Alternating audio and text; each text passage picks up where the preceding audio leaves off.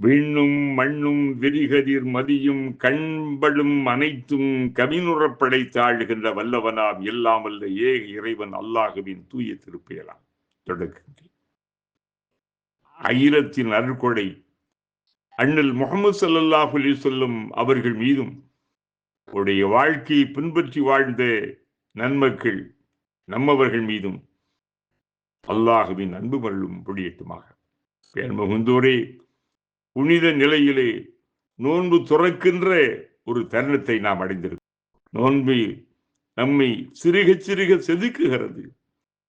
நம்முடைய உள்ளத்தில், நம்முடைய செயலில், பேச்சில், பார்வையில் ஒளியை அள்ளி வழங்குகிறது. ஏனென்றால் நோன்பு அவ்வளவு மகத்துவம் வாய்ந்தது.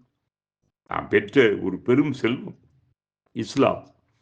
இஸ்லாமிய செல்வங்களிலே நாம் அடைந்திருக்கின்ற பெரும் பாக்கியம் அந்த 50 கடமைகள், கலிமாவும் தொழுகையும் ஜக்காத்தும் நோன்பும் ஹஜ்ஜும். இது அவரவர்களுக்கான கடமை. யாரெல்லாம் எந்த வாய்ப்பையும் வசதியும் பெற்றிருக்கிறார்களோ அவர்களுக்கான இந்த கடமைகள். ஆனால் தொழுகை தன் வாழ்க்கையிலே விட்டுவிட முடியாது. தொழுகை எந்த நிலையிலும் அது தவிர்க்க முடியாத ஒரு கடமையாகும். தொழுகையிலே நின்று தொழுவது அவசியம். நிற்க முடியவில்லையா, உட்கார்ந்து தொழு. அதுவும் முடியவில்லையா, படுத்து கொண்டு சாய்ந்து கொண்டாவது நீ தொழு. ஆக தொழ வேண்டும். அந்த வகையிலே தான் புனித ரமலான் ஒரு கண்ணியமான ஒரு மாதம். அதிலே சிலருக்கு விதிவிலக்கு இருந்தாலும் கூட பலர் மீது அது கடமையாகின்றது. ரமலானின் முழுமையான பயனை எவர் இழக்கின்றாரோ அவர் அனைத்து நன்மைகளையும் இழந்தவராவார். துர்பாக்கியசாலிகளை தவிர வேறெவரும் இந்த நன்மைகளை இழக்க மாட்டார் என இறை தூதர் எச்சரித்தார்கள். ரமலான் நோன்புகளை நோக்காமல் இருப்பதற்கு சிலருக்கு விதிவிலக்கு அளிக்கப்பட்டிருக்கின்றது.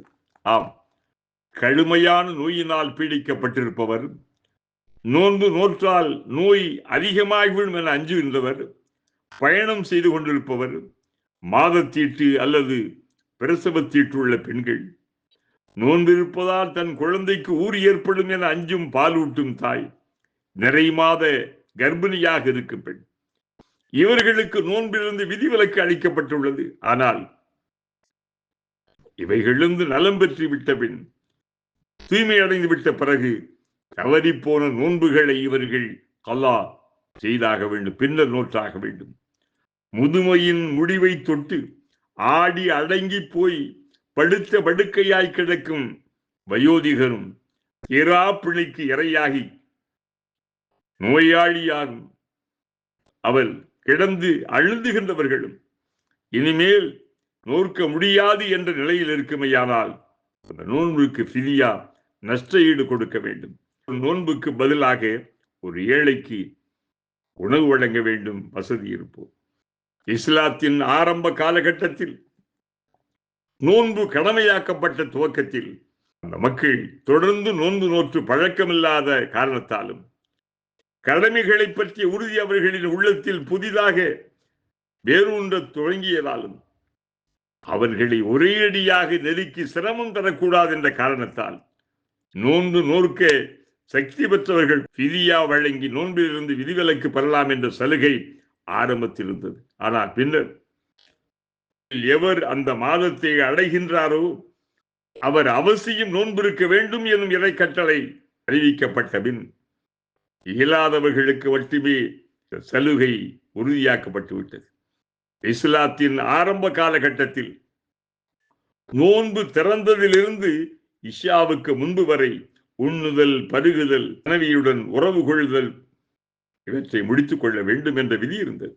இதனால் நபி தோழர்கள் மிகவும் சிரமத்துக்குள்ளாகினர். சிரமங்களை இறைவன் போக்கினான்.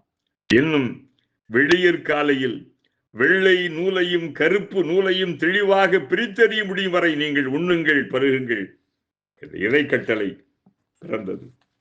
நோன்பு என்பது கிழக்கு வெளுத்ததில் இருந்து சூரியன் மறையும் வரையில்தான். அதன் பின்னர் உண்ணுவதும் பருகுவதும் இன்பம் தீர்த்துக் கொள்வது மனைவியிடம் அது ஆகும். நோன்பு கால இரவுகளிலே நீங்கள் இன்பம் தீர்ப்பதிலே மனைவிடத்திலே அது உங்கள் மீது அனுமதிக்கப்பட்டு விட்டது என்றெல்லாம் கூட இறைமறை வசனம் எடுத்து காட்டுகிறது. அல் பக்ராவினுடைய 187வது வசனம் இப்படி சொல்லி காட்டுகிறது. நோன்பும் குர்ஆனும் அடியானுக்காக அல்லாஹ்விடம் பரிந்துரைக்கும். இறைவா, பகல் காலத்தில் உணவையும் ஆசையையும் விட்டு இவரை தடுத்திருந்தேன். உனக்காக அவர் அவைகளை ஒதுக்கி நோன்பு இருந்தார். எனவே இவருக்காக நான் சிபார் செய்கிறேன்.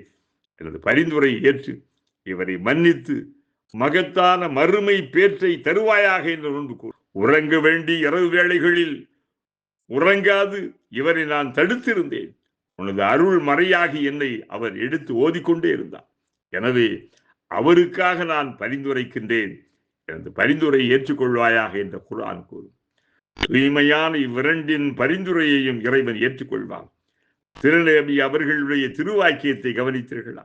உலகில் யாரை நாம் பெரிதாக எண்ணி கௌரவித்து அன்பு செலுத்திக் கொண்டிருக்கின்றோமோ அத்தனை பேரும் நம்மை மறந்து அவரவர் நிலையை எண்ணி அழுது அரற்றி போய் கொண்டிருக்கும் ஆதரவற்ற அந்த நாளில் எவருமே நம்மை ஏறிட்டும் பார்க்க முடியாத மறுமை நாளில் எல்லோரும் நம்மை கைவிட்டு போய்விட்ட அந்த கதியற்ற நேரத்தில் நமக்காக பரிந்துரைப்பது, மன்றாடுவது, சிபார் செய்வது நாம் செய்த நல் அமல்கள், நோற்ற நோன்பும் ஓதிய குர்ஆனும் தான்.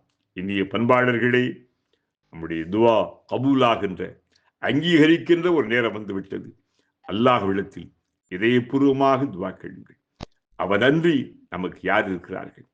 அவனை விட்டால் நமக்கு எந்த கதி இருக்கிறது? நாளே நம்முடைய சகல பிரச்சனைகளையும் அவனிடத்தில் ஒப்படைத்து விடுங்கள். அவனிடத்திலே அழுதுருகி மன்றாடி வேண்டி நம்முடைய கோரிக்கையை முன்வைப்போம். நிச்சயம் அல்லாஹு தஆலா அருள் புரிவான். இறைவா, நம்முடைய நோன்பை ஏற்றுக்கொள்வாயாக. மறு வாழ்க்கையிலும் இதற்கான நற்கூலியை நல்குவாயாக. மன நிறைவு, நிம்மதி, மகிழ்ச்சியை வழங்கி நாங்களும் எங்கள் குடும்பத்தார்களும் மனித குலம் சிறந்தோங்குவதற்கு நீ அருள் புரிவாயாக. வாஹிர் தஅவானா அல்ஹம்துலில்லாஹி ரப்பில் ஆலமீன். அஸ்ஸலாமு அலைக்கும் வரஹ்மத்துல்லாஹி வபரகாத்துஹு.